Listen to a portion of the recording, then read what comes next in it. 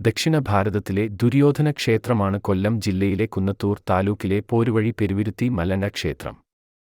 ശ്രീകോവിലോ ചുറ്റമ്പലമോ പ്രതിഷ്ഠയോ ഇല്ലാത്തതും ആൽത്തറയെ ആരാധനാമൂർത്തിയായി സങ്കൽപ്പിച്ച് ജാതിമതഭേദമന്യേ സമസ്ത വിശ്വാസികൾക്കും ആരാധന നടത്തുവാൻ സ്വാതന്ത്ര്യമുള്ളതുമാണ്. മഹാഭാരതത്തിലെ കൗരവ പ്രധാനിയായ ദുര്യോധന മഹാരാജാവാണ് മുഖ്യ ആരാധനാമൂർത്തി. കുറവ സമുദായത്തിൽപ്പെട്ട കടുത്താംശ്ശേരി കുടുംബത്തിലെ ഊരാളിയാണ് നൂറ്റാണ്ടുകളായി ദ്രാവിഡ ആചാരപ്രകാരം പൂജാകർമ്മങ്ങൾ നടത്തിവരുന്നത്.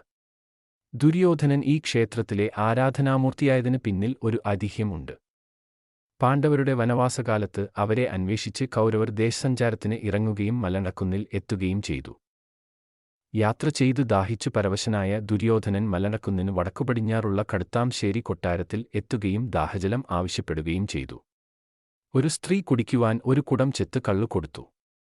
സന്തോഷത്തോടെ അദ്ദേഹം അത് പാനം ചെയ്യുകയും ചെയ്തു.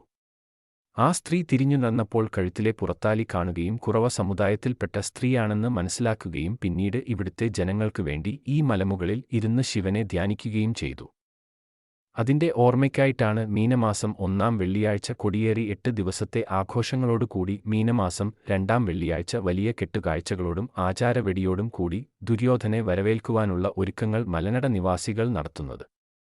മലക്കുട ദിവസം അർദ്ധരാത്രിയിൽ ക്ഷേത്രത്തിലെ പ്രധാന ആൽത്തറയിൽ പനമ്പായി വിരിച്ച് വായ്ക്കരിയിടിയിൽ കർമ്മം നടത്തുന്നതും തുടർന്ന് അമ്പെയ്ത്ത് നടത്തുന്നതും ഈ വിശ്വാസത്തിന്റെ പ്രതീകമായിട്ടാണ്.